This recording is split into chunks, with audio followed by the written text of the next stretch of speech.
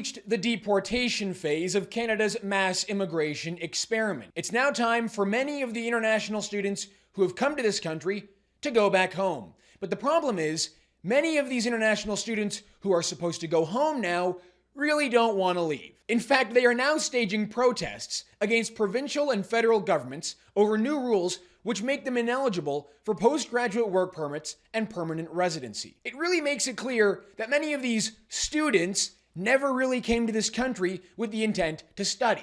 They obviously all came here to get citizenship in Canada. Take a look at what is happening in Prince Edward Island right now. Students who have no right to stay in Canada are now trying to stage a province-wide walkout protest against the provincial government to demand rights and residency in Canada. Wow, what are all those Prince Edward Islanders going to do if there's no one to pour them Tim's coffee for a day? The horror. Now, none of this should come as any surprise to Canadians. A few months ago, this exact same protest was staged by Indian students in Manitoba. They were demanding the exact same right to stay in Canada, which they don't have, by the way, and to be granted an extension for their postgraduate work permits. Of course, what did the federal government do? They acquiesced to the demands of these international students and granted them a 2-year extension to stay in Canada. Now, do any of you really think anything different will happen with these students in PEI? I wouldn't bet on it, because on Friday, Immigration Minister Mark Miller told journalists that one way to solve the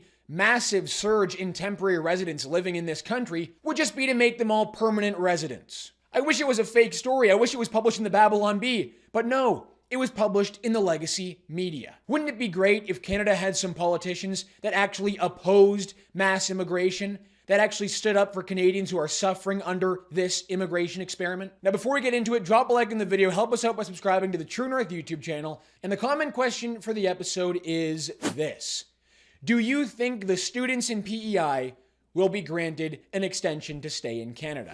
Let me know your answer in the comments below, and let's get into it. Take a look at this. These were the scenes coming out of Prince Edward Island just yesterday, where a group of international students from India are demanding that the provincial government in Prince Edward Island acquiesce to their demands to let them stay in the country even longer. We fight back, these protesters shout in Canadian streets. Fair provincial nomination program draws. We need to be grandfathered. These are the demands that international students who have no right to stay in Canada are calling on the provincial government in Prince Edward Island to meet. Prince Edward Island, of course, is no longer granting postgraduate work permits for people in the sales and service industry. We don't need more Tim Hortons workers in this country. We don't need more international students to work at grocery stores. But that's what these people in Prince Edward Island want. PEI is going to grant you a work permit if you work in the healthcare industry, if you can get licensed as a healthcare worker, or if you can build homes. But not if you can just drive a truck. Not if your only skills here in this country are pouring coffee at Tim Hortons. In fact,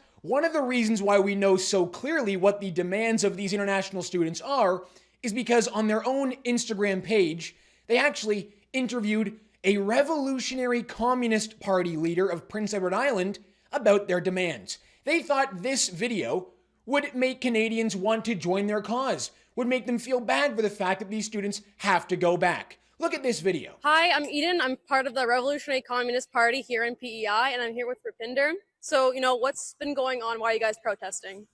We are protesting because last year, July 2023, PEI government changed the rule overnight and we were not even notified. This is the reason we are protesting here, because rules were made all of a sudden and they didn't give us enough time to make our decisions and we were stuck at the same jobs. So if you're in PEI, please come out at Finance PEI tomorrow at 8 a.m. We need the workers of PEI to come support this. A bunch of Canadians living with their parents, barely getting by. They can't afford to buy a house. Young Canadians just getting out of high school can't get entry-level jobs.